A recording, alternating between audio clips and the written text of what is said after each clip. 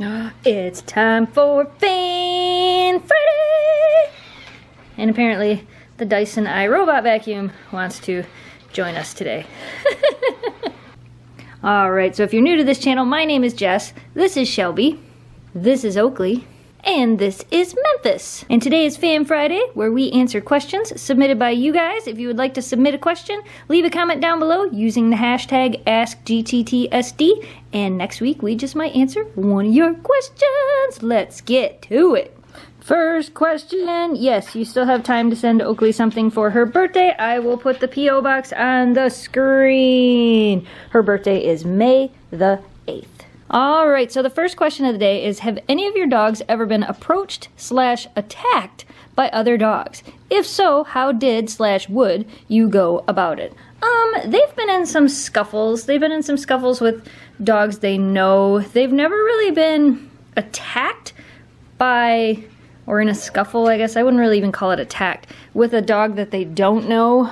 Shelby one time got approached by a dog while we were out on a trail, and she kind of had a reaction, and the other dog had a reaction, but we just kind of kept calm and pretty much just kept doing what we were doing. I think what people need to remember when it comes to dogs and dogs fighting is, if dogs do get into a fight or get into a scuffle or a quote-unquote argument, just the snarly thing, dogs forget way faster than we do. So if you can break their focus, break the attention, like if you're walking your dog, take a squirt bottle with you. If you have another dog that comes at you or charges you, literally if you squirt them in the face, a lot of the time that's enough time for them to forget or break their focus so that you have a chance to safely react and get away with your dog. I know it sounds silly, but it does actually work.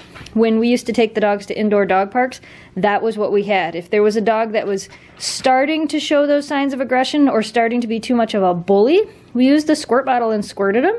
And again, it just kind of broke their focus. Dogs forget way faster than we do. So dogs can get into a little argument or a scuffle or a slight fight.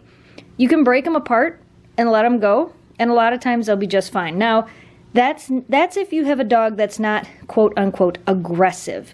If you have a dog or your dog is interacting with a dog that is aggressive, that is a whole different situation. I'm talking about, like, because dogs are dogs. Dogs can, even dogs that know each other can sometimes get into little, spats. It can happen. And that's the dog I'm referring to. If you're talking about dogs with full-on aggression, that is a whole nother discussion.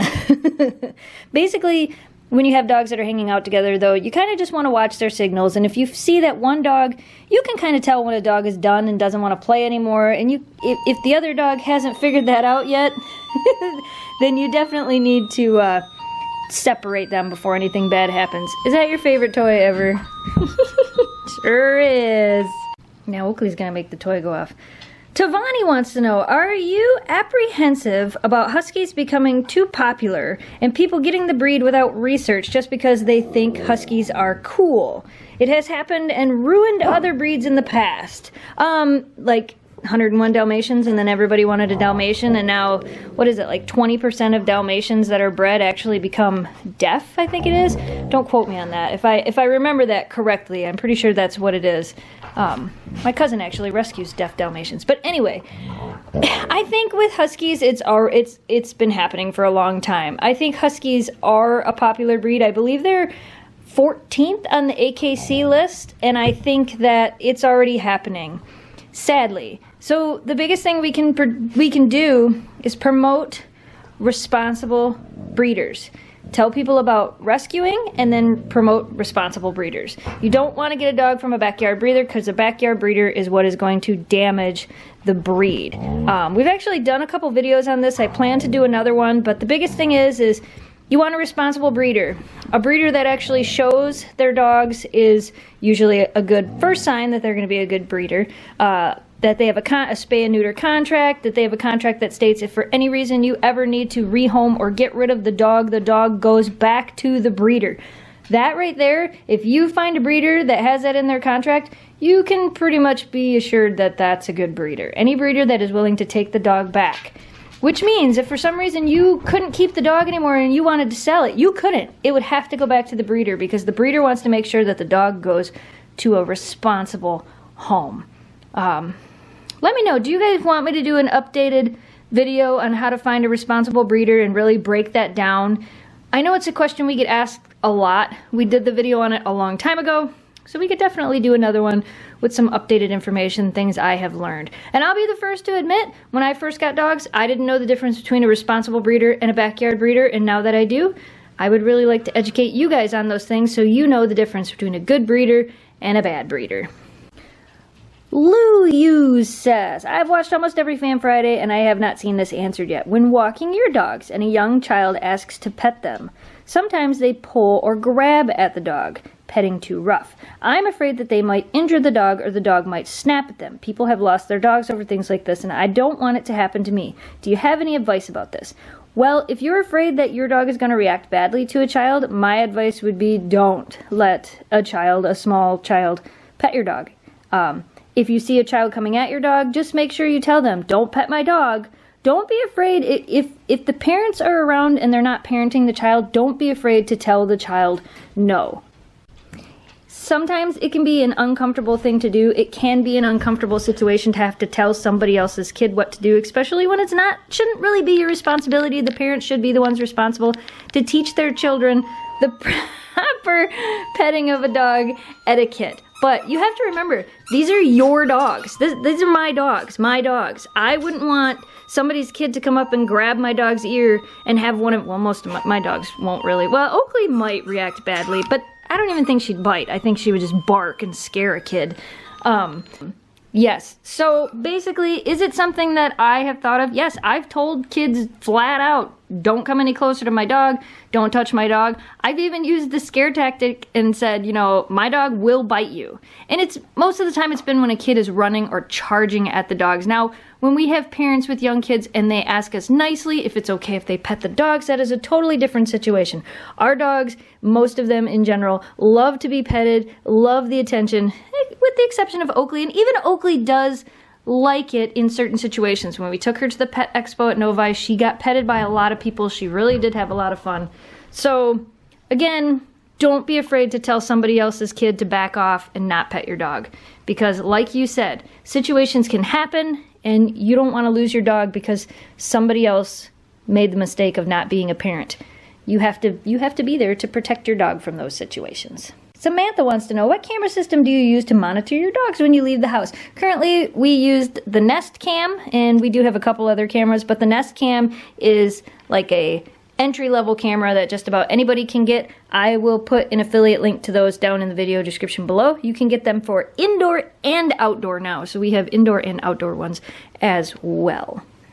Mackenzie says, from what I can understand, Memphis is from a professional kennel. Her brother Mo is a show dog. Actually, he's the #1 husky in the United States right now, if I remember correctly. Does that mean that Memphis is show quality, or was she not good enough and that's why she was sold to you? Actually, Memphis is show quality. Memphis could have been a show dog. The people we got Memphis from even asked us a few times if we were interested in showing her because she is show dog quality. She has the right line, she has the right gait, her ears were right, her lengths of her legs were right, her gait is right when it comes to a show dog. So no, they didn't sell Memphis to us because she wasn't good enough. They sold Memphis to us because we're friends with them and they knew about how we lost Shiloh and they actually put us on a list for her as a puppy. But no, Memphis could have been a show dog. She could have been, but instead she's a YouTube dog. What do you think, Memphis? Say, well, I don't mind being a YouTube dog. This is just as fun. We got some mail. We got some mail. We got a happy birthday to Memphis from Amanda. And another birthday card to Memphis from Roz. This drawing, and this is from Veronica, and she said it's a Siberian Husky chasing a rabbit. This is from Bella, and Bella wants to know what bloat is. Up in the cards, I will put a link to a video that we did explaining what bloat is.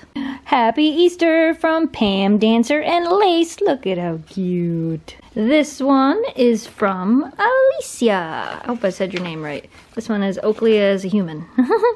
And we got a letter from Sage with a photo on the back. Thank you. Alright, you guys, that's all we have for Fan Friday today. Thanks for watching. Thanks for subscribing. If you missed it on Monday, we put up a Do Huskies Shed video, which the title was kind of a joke because we all know the answer, but if you want to see what it looks like during coat blow with 3 Siberian Huskies, you should definitely go check out that video. And then on Wednesday, we put up a new Pup Joy unboxing video, which we actually haven't done since like December. I was kind of behind on some of those, so you guys seem to really enjoy it, so hopefully I'll be able to be bringing those back at least once a month. And if you want to know more about who we are and what we do, you can head on over to youtube.com/snowdogsvlogs, which is our vlogging channel. And it sounds like there's going to be some camping videos going up over there pretty soon. So if you guys want to see those, be sure to head on over there and check that out. That is all we have for today, you guys. If you're new to this channel and you like what you saw, don't forget to hit that subscribe button, like this video, and share it with your friends to help us grow the audience. As always, thanks for watching, thanks for subscribing, stay positive, dream big, and we will see you again on Monday. Goodbye, guys! Lots of fun, lots of wars, won't you come into our Siberian